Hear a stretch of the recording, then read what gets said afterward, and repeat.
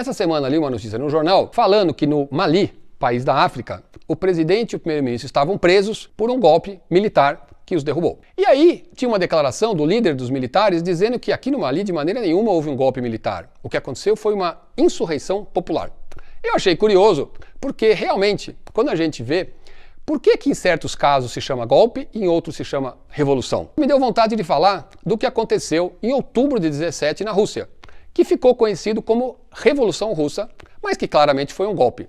E resolvi então contar essa história um pouco mais. Por volta de 1860, a Rússia era a autocracia mais autoritária e aonde havia a maior diferença social na Europa. Alguns países europeus, inclusive, já tinham monarquias constitucionais, mas na Rússia os camponeses eram servos, praticamente escravos. O czar, um homem muito autoritário, morre e assume seu filho, o czar Alexandre II. Ele era um homem um pouco mais liberal, um homem que tinha curiosidades na arte, na cultura e que decide inclusive acabar com a servidão, transformando os camponeses em homens livres. Nessa época, influenciados pelos socialistas europeus, já existiam socialistas na Rússia muito radicais. Para você ter uma ideia, em 1878, mais de 100 autoridades foram assassinadas ou sofreram atentados na Rússia. Em 1881, um atentado funciona e o próprio czar é assassinado numa explosão da sua carruagem. Radical political groups were increasingly frustrated by Alexander II's limited reforms. There were several failed attempts to assassinate the emperor, but as he prepared to approve new constitutional reforms, he was killed in St. Petersburg by a bomb thrown by members of the People's Will, one of the world's first modern terrorist groups. This act of violence would lead only to a new era of repression. Surge então a teoria de que judeus socialistas teriam feito esse atentado e começam, lamentavelmente, no ano seguinte, os pogroms, que eram invasões de aldeias ou de vilas onde judeus moravam e grandes massacres que eles sofriam. Em 1886, o czar Nicolau I quase sofre um atentado, a bomba, e os rapazes que tentaram cometer esse crime são todos condenados à forca e morrem. O mais jovem deles, que tinha inclusive preparado a bomba, era irmão de um garoto que morava num lugar muito distante chamado Vladimir Lenin. Claro, ficará marcado pela morte de seu irmão e no futuro será o homem que liderará a Revolução Russa. Em 1891, assume um ministro chamado Sergei Witt, que decide iniciar a industrialização da Rússia, que estava muito atrasada. Essa industrialização vai criar uma classe de operários que, como Marx previa, formará o proletariado. No início do século XX, a gente tem dois partidos socialistas na Rússia. O Partido Socialista Revolucionário, SR, que de certa maneira traz a herança daqueles socialistas do século anterior, e o Partido Social Democrata dos Trabalhadores Russos, que foi criado em 1898 por 9 russos, um deles Lenin. Em 1903 acontece o segundo congresso desse partido, Social Democrata dos Trabalhadores Russos, onde Lenin já desponta como líder e há uma forte divisão. E Lenin então cria a expressão bolchevique para se referir aos seus aliados e menchevique aos seus adversários dentro do partido. E bolchevique queria dizer maioria e menchevique minoria. Bolchevique vai virar quase que um substantivo simples, até hoje essa expressão é usada, muito como os homens que lideraram o governo russo. Em 1904, o czar Nicolau II, neto do que tinha sido assassinado, está com a popularidade muito baixa e resolve fazer uma guerra e escolhe o Japão como adversário. Eles sofrem uma série de derrotas até que no início de 1905, o czar, completamente equivocado, envia uma enorme frota para uma batalha que ele considera será decisiva. Pelo contrário, os russos levam uma surra dos japoneses, morrem cerca de 5.000 russos na batalha e 120 japoneses. When China faced a major revolt, known as the Boxer Rebellion, Russia moved troops into Manchuria under the pretext of defending Port Arthur from the rebels. This brought Russia into conflict with Japan, who also had designs over Manchuria and Korea.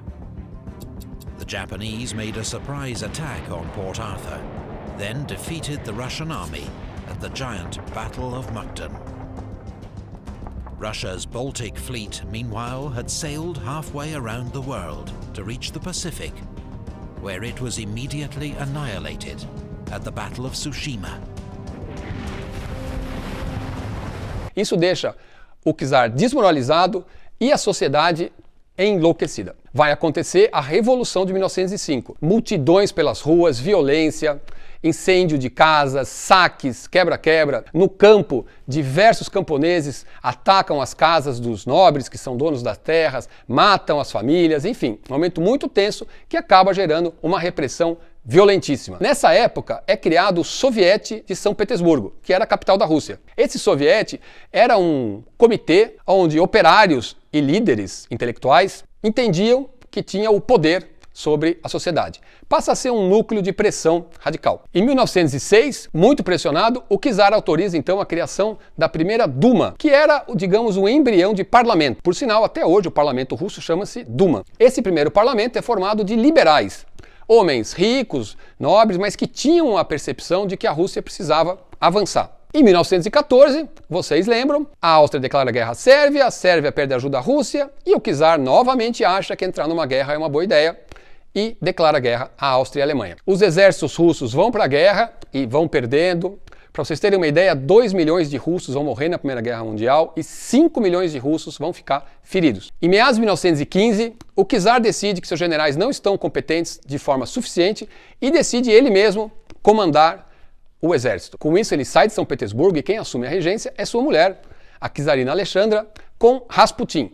Rasputin é um personagem daqueles absolutamente exóticos, excêntricos e particulares, que daria um dos meus vídeos, que eu vou deixar para uma outra ocasião, mas basicamente era um homem que veio da Sibéria, que se dizia iluminado e que tinha um carisma e uma força muito grande. Juntos, eles vão fazer uma série de erros que vão tornar o czar ainda mais impopular. Seguem-se as derrotas do exército russo. Em 1917, em fevereiro, alguns quartéis em São Petersburgo se rebelam. Os deputados da Duma negociam com os quartéis e chamam o czar de volta. Ele chega dia 1º de março, os deputados o encontram e pedem que ele renuncie, porque não há mais possibilidades de que ele permaneça no poder.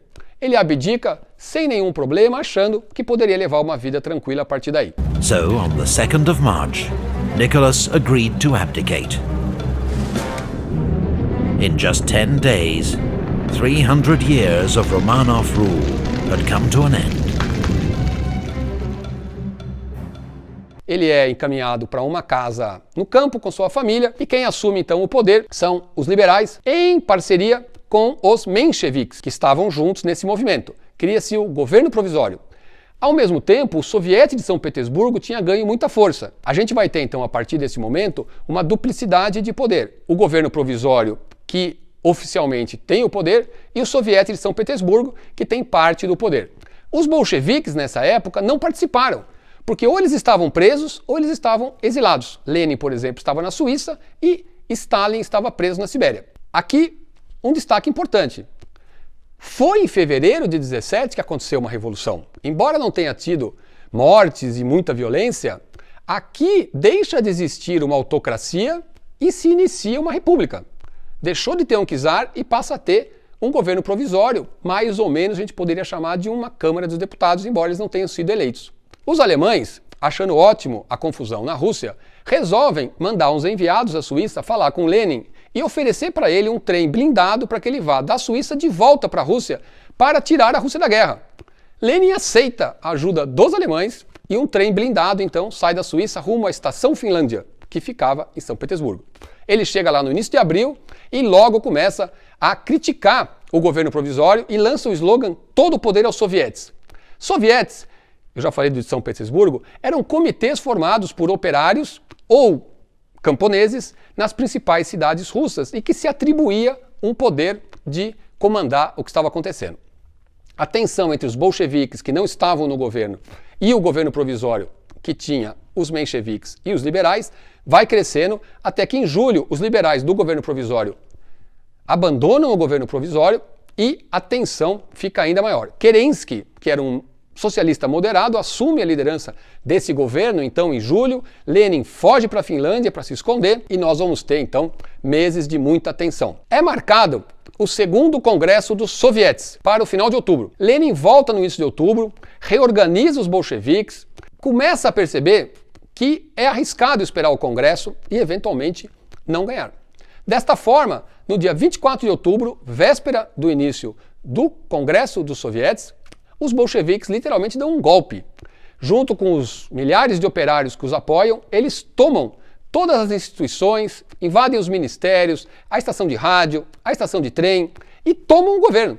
Dia 25 de outubro amanhece e os bolcheviques literalmente sentaram no poder. Começa o Congresso, os sovietes imaginam que eles vão poder decidir os rumos do país. Para a surpresa de todos, no dia 26, Lenin anuncia a criação do Conselho dos Comissários do Povo, formado apenas por bolcheviques, no qual ele é o presidente e Trotsky é o comissário do povo para assuntos externos.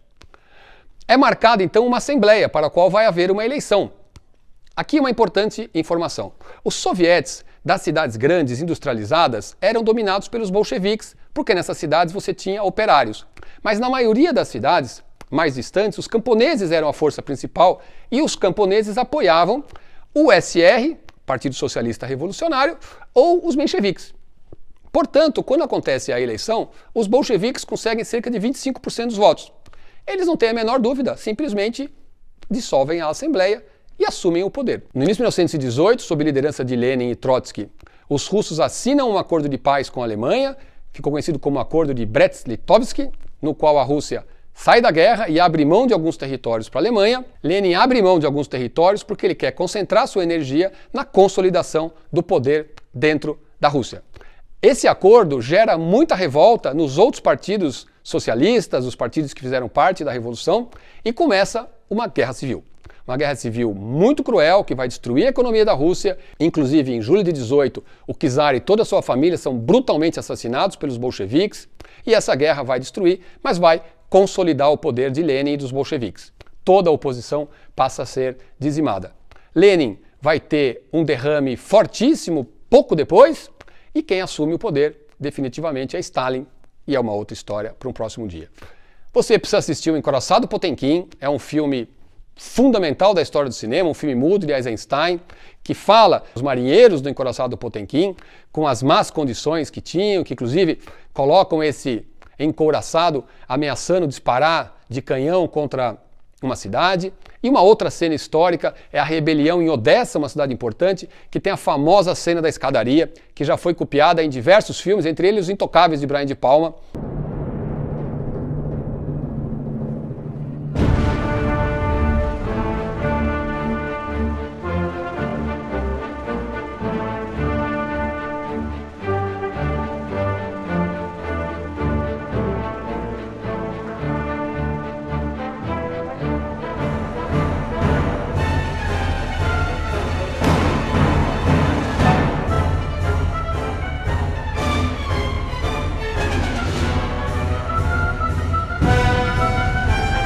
Recomendo também o filme Outubro, de Eisenstein, que é sobre a Revolução ou o Golpe de Outubro.